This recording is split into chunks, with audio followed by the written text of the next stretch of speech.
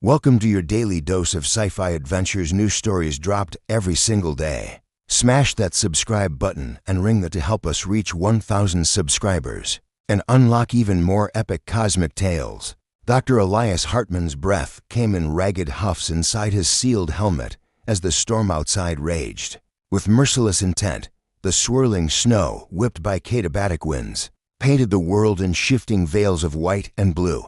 His boots crunched through crusted ice, each step a muted thunder against the frozen plain. Aurora's Reach, a gleaming research vessel, lay behind him, its lights dimmed to conserve power against the unrelenting night.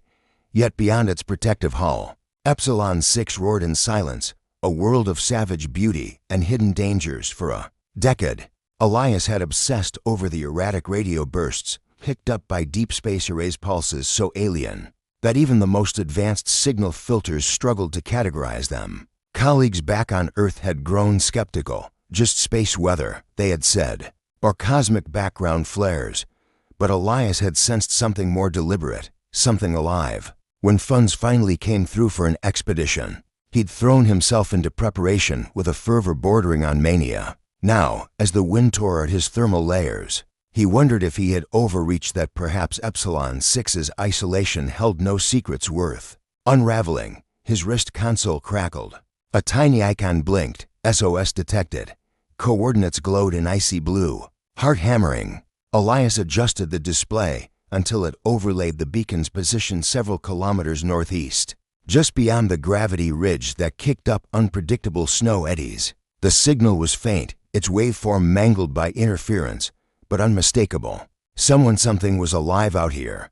He double-checked his life support gauges, ignoring the nagging worry in the back of his mind. What if the source was hostile? What if he was walking into a trap? The rest of the crew would be hundreds of meters away, sealed behind armored hulls. If he disappeared, they might not even notice until it was too late. But the alternative, leaving a distress call unanswered, was unthinkable. With a final exhale, Elias plunged forward, torches slicing arcs of light through the opaque flakes. Time warped in the snowstorm. Minutes bled into hours as he fought through knee-deep drifts and jagged ice spires that jutted from the surface like the teeth of some primordial beast. He found himself murmuring to the storm, a half-laugh of exhilaration and fear. What wonders await at the heart of this desolation? Each crackle on the radio, each flicker on the console, fueled his adrenaline. The storm seemed alive, a barrier erected by the planet itself to guard its secret. Then, as abruptly as it had intensified, the wind slackened. The snow still fell, but in soft, lazy spirals. Elias stopped, chest heaving, and wiped condensation from his visor. The scanners showed a shallow depression ahead, perhaps a crevasse, he thought. He forced his boots forward, edging over the lip. A pale glow from his torch revealed the shapes, half buried and unmoving, slumped against the ice wall. He dropped to one knee beside them. The first figure was slighter, her armor-like suit crackling with frost. His gloved hand pressed against her shoulder, ice met with synthetic fabric. "Hello," he spoke, voice muffled. "Can you hear me?" No response. His scanner marked a heartbeat, weak, uneven, but alive. Relief washed over him in a rush so sudden his legs trembled. Carefully he cleared the snow, uncovering the second figure. This one was taller, her form more muscular, and her bodysuit shimmered with an iridescent sheen. Both wore identical designs, sleek lines that hinted at aerodynamic purpose, clad in a material unlike any textile cataloged in human databanks. Elias ran his fingers over the suit's surface, noting its slight warmth as if the fabric possessed its own metabolic energy. Cradling the nearer woman in his arms, Elias activated his medkit beacon. Soft amber panels on his universal translator hummed to life. "Stay with me," he whispered, scanning her vitals. Body temperature critical, heart rate slowing. He placed a warming patch against her back. The adhesive hissed as it infused heat into her core. Snow began to drift again, the storm sensing his treachery. Perhaps he slammed a beacon into the ground, a pulsing orange light. Rescue drones would home in on its signal, but they'd take minutes. The two survivors did not have. Swearing under his breath, Elias lifted them both, staggering with the weight. His boots slipped on black ice. For an instant, He feared he might drop them into the abyss, but adrenaline sharpened his focus. He reminded himself of every survival training module he'd ever completed. Keep your center of gravity low. Breathe steadily, every movement deliberate. The world around him was a blur of white, inside his helmet. His own heartbeat thundered as loud as any drum. At last the lights of Aurora's Reach shimmered through the flurries like distant stars. Elias staggered forward, calling over the comm, "Dr. Hartman here to life signs. Critical hypothermia. Bring the rewarm chambers online. Now." The response crackled. "Copy. Medical team en route. Hang tight." He ducked through the airlock, the double doors sealing behind him with a hiss that sounded like salvation. Inside, a whirlwind of activity. Technicians detached the victims from his arms, swaddling them in heated blankets. The medical bay doors slid open to reveal Triana Malik, Chief Aeromedical Officer, her brow creased in worry. She barely registered Elias until he collapsed onto his stool, wetsuits and snow melting around him. "You've done well," she said, voice gentle. "They're stable for now." Elias closed his eyes, exhaustion pressing in, months of anticipation, years of research, all reduced to this, to alien forms lying unconscious on stretcher beds. He peered through the frosted glass into the rewarm chamber. Aragol-lined walls glowed with soft golden light. He approached, transfixed by the way. The chamber's field melted frost from the first woman's eyelashes. Snowdrops of congealed breath disappeared from the air around her, replaced by gentle waves of warmth. He pressed his hand against the glass, feeling both pride and profound trepidation. Who were these beings? Diplomats, explorers, refugees, and what stories would they tell of their crash, of the world they came from, of the peril that marooned them here? A dozen questions raged in his mind, each more urgent than the last. Outside, the storm raged on, as if resentful of the intrusion. Inside, Elias made a silent vow. He would protect these strangers with every ounce of his strength, whatever cost, whatever risk, for in the vast emptiness of space, there was no greater calling than to answer the call of the lost, and to bring light to the darkest corners of the cosmos. And somewhere in that promise lay the beginning of an extraordinary bond, one that would defy laws, challenge loyalties, and change 3 lives forever. The hum of life support systems filled the medical bay as Dr. Triana Malik gently peeled back the layers of warming gels. From Ariel's snow-crusted bodysuit, violet and amber warning lights blinked across panels, and every few seconds, ventilators hissed a breath into the 2 recovering figures.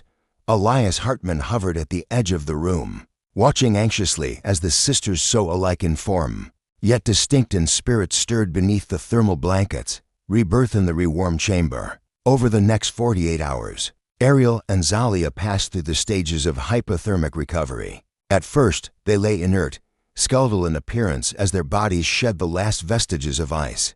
Monitors tracked their core temperatures inching upward, 28 C, 30 to C, 35 C.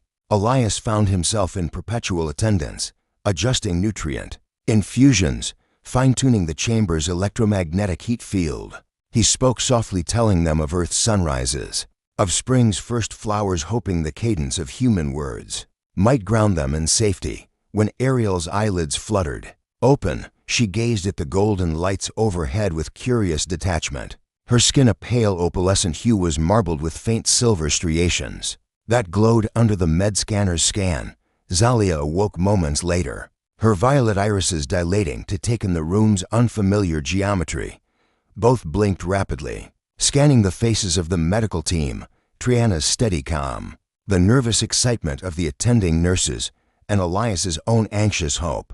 Recognition came in invisible waves. Ariel's slender hand crept toward Elias's, fingertips trembling. Zalia mirrored the gesture, her gaze shifting between sister and savior, as if trying to translate gratitude into alien syntax. To Elias, the moment felt sacred. He was not just a doctor, but a bridge between worlds. The language of care with the sisters stabilized. Language decoding became the next challenge. The Aurora's Reach carried an advanced neural translator, but Ithrilion's speech resisted straightforward parsing. Initial attempts produced garbled syllables, clicks, and coos. that the software flagged as unknown phonemes. Triana, an accomplished xenolinguist, began by recording every utterance, comparing them to patterns in the ship's universal lexicon. Elias assisted, feeding hypotheses into the AI. Perhaps the trill corresponds to an exclamation of pain. He'd suggest, prompting the crew to test variations. Slowly, meaning emerged. The sisters called each other Ariel and Zalia, names that rolled off the tongue like a gentle wind. Their words for danger and gratitude became consistently linked to Elias's presence. Every time he entered the bay, they greeted him with soft syllables that resonated with warmth. On the third day, Ariel managed a halting sentence through the translator, healer. Heart, kind. Zalia added, we remember, your face. Light. Elias felt a swell of emotion, so profound that he paused, eyes misting behind his visor. Shared stories in the observation deck. By day 5, both sisters could sit unaided. Elias escorted them to the observation deck, where vast windows framed the roiling storms of Epsilon 6. Like an otherworldly painting, draped in heated cloaks, Ariel and Zalia pressed their hands to the glass, tracing the patterns of violet lightning that danced across the planet's upper atmosphere. Ariel spoke first, her voice a fragile melody. Homeworld, Ithrilia, 2 moons, twin tides. Zalia picked up the thread. Crystal forests, skies of emerald. We were explorers, not hunters. She paused, eyes downcast. Our scout ship, devoured by storm, cast us into oblivion. Elias nodded, heart aching. I read your mission logs, he said softly. You sought knowledge and friendship among the stars. The sisters exchanged looks, pride intermingled with sorrow. Ariel reached out, brushing Elias's hand with slender fingers. You offered friendship, she whispered. Zalia smiled, an expression that lit her violet eyes like dawn and life.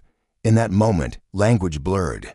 Words became less important than the shared intimacy of presence. Elias invited them to touch the controls, to feel Earth's distant pulse as it hummed through the ship's interstellar drive. They laughed together, high, joyous notes that echoed off steel walls. For the first time, Elias saw them as more than alien specimens. They were individual sisters united by more than biology, bound by experience and resilience, culture, curiosity, and connection. Over the following week, Elias introduced Ariel and Zalia to human customs. He showed them recorded footage of Earth's oceans, the way waves crashed onto shores. He played music, string quartets, distant, jazz, even electronic synthscapes.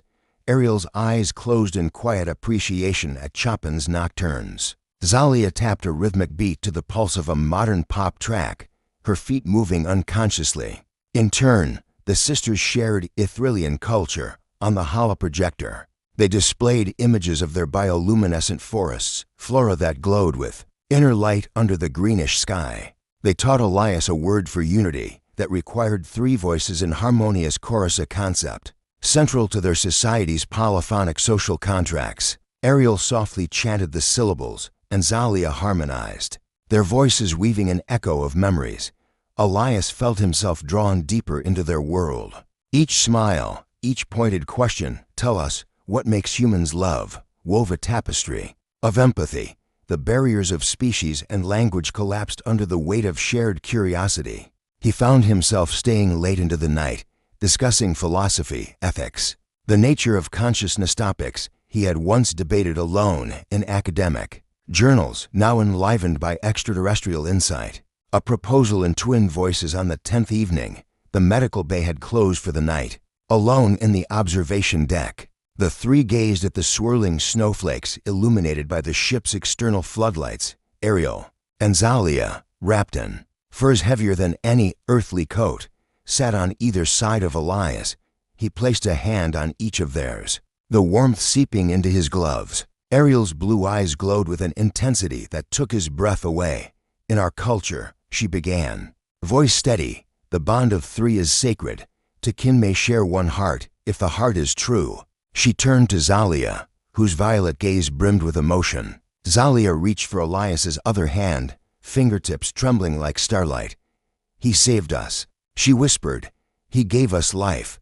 We are bound to him. Elias's pulse thundered. He felt honor and astonishment in equal measure. "You wish to join with me?"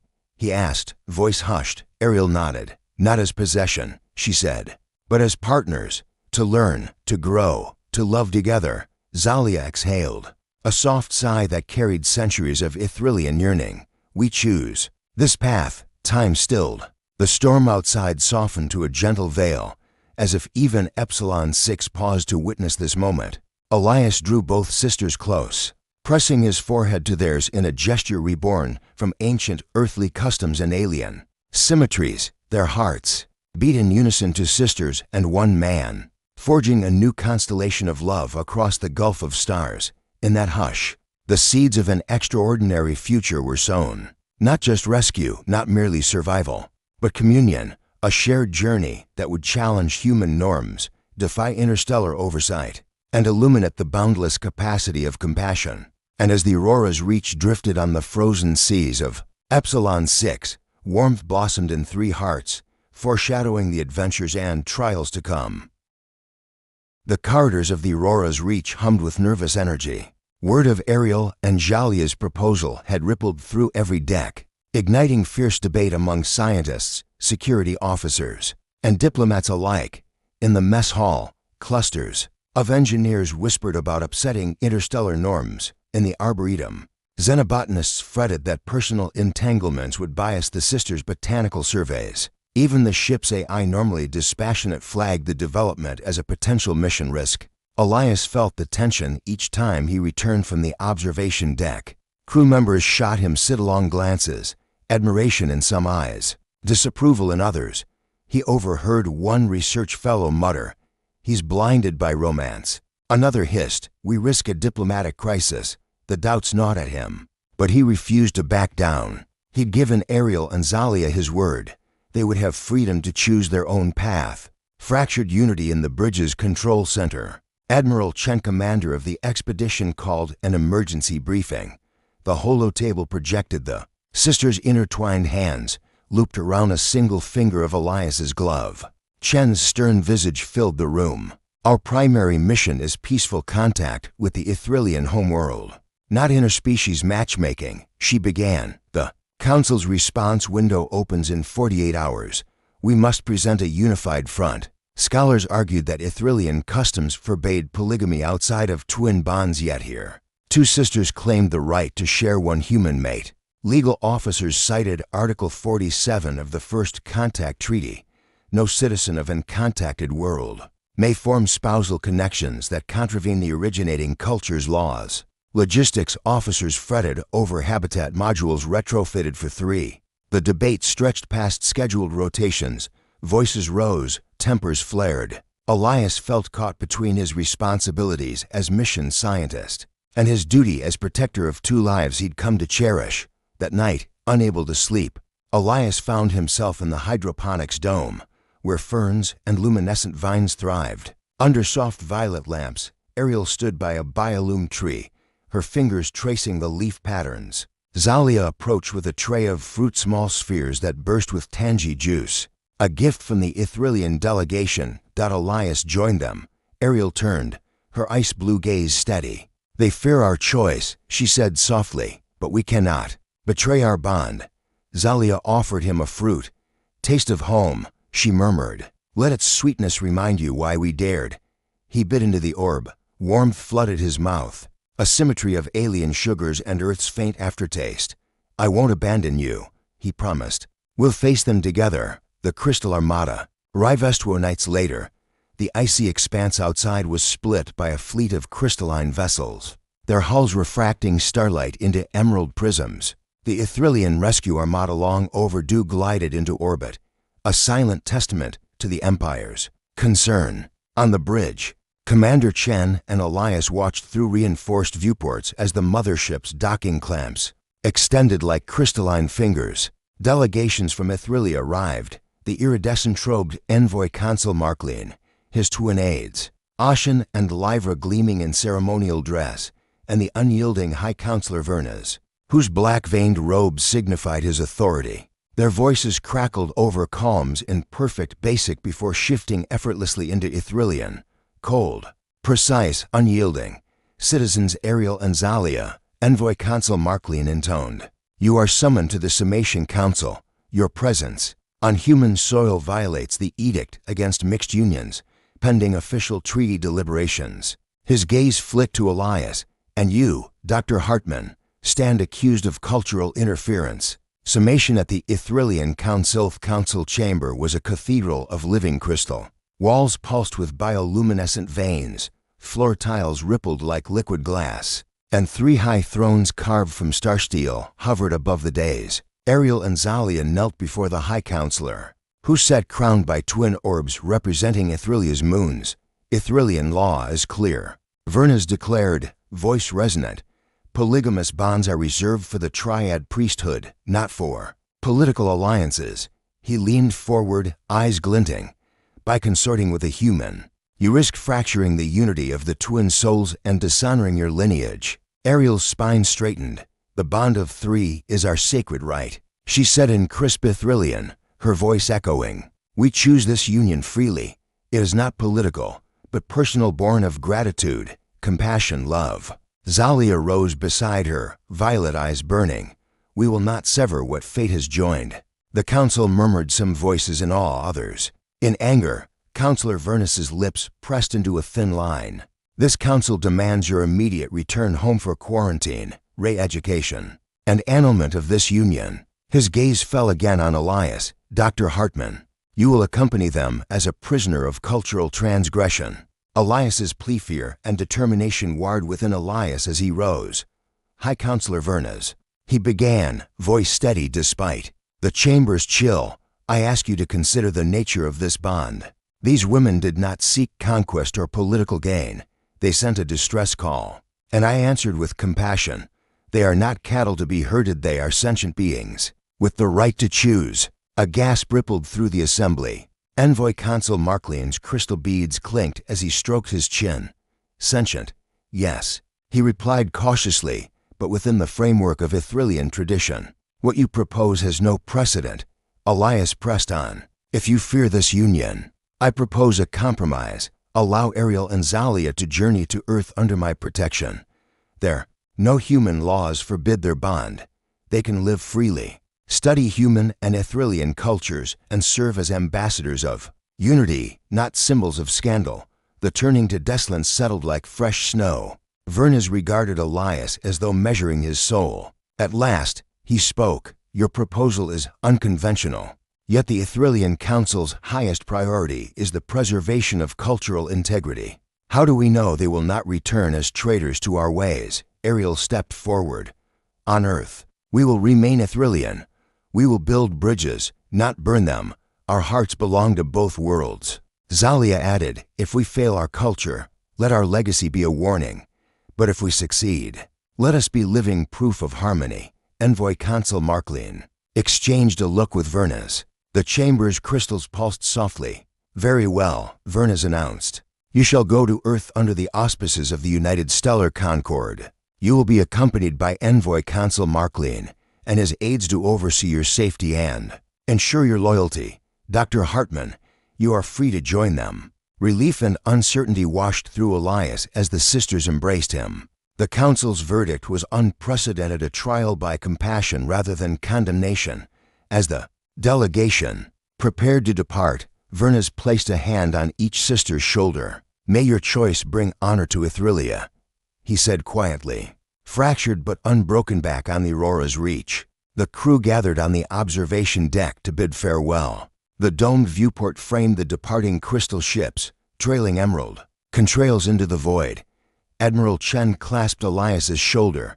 You risked everything, she admitted softly, but perhaps that was the only way. Ariel and Zalia stood side by side, cloaked in ceremonial furs and draped in the ship's tricolor banner, black for their sorrow at leaving, green for hope, and silver for unity. As they boarded the Ithrillian shuttle, Elias caught Ariel's eye. She pressed a small quartz pendant into his hand, a gift, a promise, a talisman of the bond they shared. The hatch sealed, the shuttle detached, and as it drifted toward the waiting human transport, Elias realized that loyalties once neatly divided between Earth and Ithrillia, humans and aliens, had become irrevocably tangled. He watched until the last emerald glimmer vanished, then turned to the assembled crew.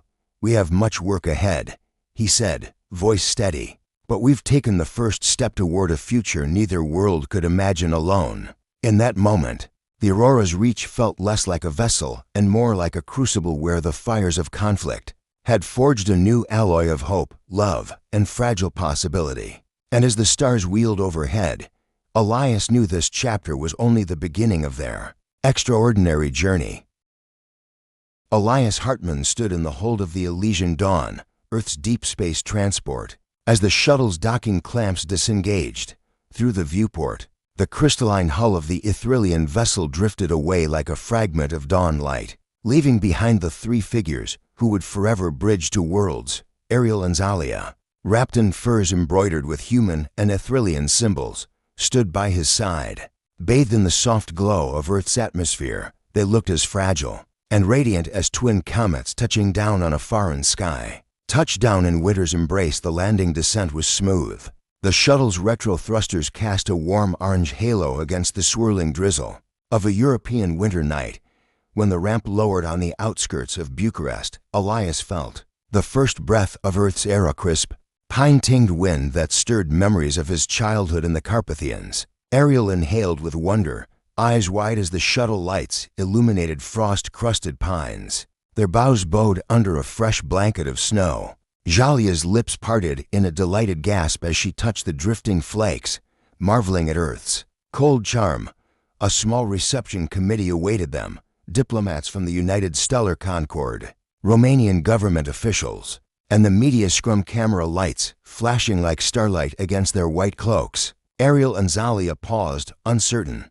Elias slipped an arm around each sister, whispering reassurance. "This is your home now, too." They nodded, courage blossoming in their eyes, and stepped forward together, faces of humanity and hope. The press conference that followed was unlike any Earth had ever seen. Journalists pressed microphones toward the sisters, whose voices filtered through real-time translators rang clear and melodic. Ariel spoke first. "Ariel, Earth is our chosen refuge. We come not as conquerors, but as partners in knowledge." Zalia added with a playful lilt, "Zalia, and if you teach us to build snowmen, we promise to share the secret of our bioluminescent forests." Laughter rippled through the crowd. Elias watched them with pride, their grace under scrutiny, their warmth in a foreign tongue. Afterward, cameras turned to him. "Reporter, Dr. Hartman, how do you feel about your role as ambassador, husband, guardian?" He smiled wryly, choosing diplomacy over humor. "Elias, I'm honored to be a bridge between worlds. But truly, they are not my wards, they are my equals, scholars, explorers, and my partners in every sense." The statement made headlines within hours. Human scientist defies protocol to embrace alien sisters. Some praised him as a visionary. Others decried the breach of interstellar etiquette. But public reaction warmed as videos of the sisters playing with local children and savoring hot chocolate by the fire circulated online. Humanity, it seemed, was captivated by their sincerity. Trials of integration in the weeks that followed. Official bodies debated the legal status of a three-person union involving non-humans. Attorneys argued over spouse rights, inheritance, and citizenship. The United Stellar Concord issued INTERIM guidelines. Ariel and Zalia would receive conditional residency pending review by a joint human-Ithrillian council.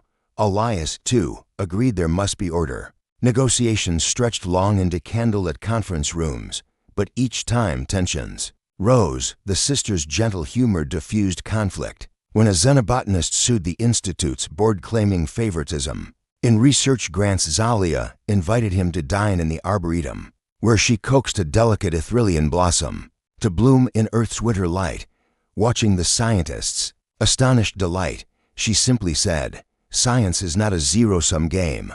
The lawsuit was dropped the next day.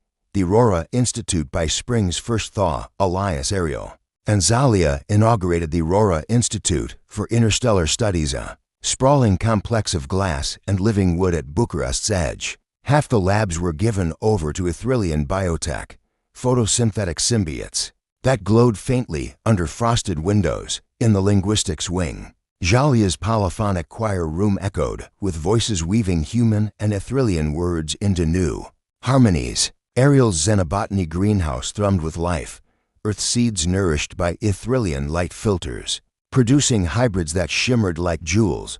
At the ribbon-cutting ceremony, Romania's president praised the union of minds and hearts. President, what began as a chance rescue in the snow has become a beacon of cooperation.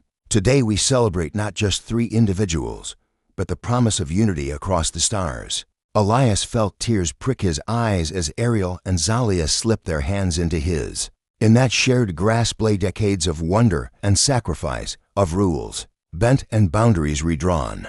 Love knows no boundaries back home in their shared apartment and elegantly minimalist loft. Overlooking the Dambovica River, their domestic life settled into a comforting rhythm. Mornings brought 3-person breakfasts of spiced porridge and nectarberry jam. Afternoons were for research rounds and diplomatic meetings. Evenings belonged to quiet companionship.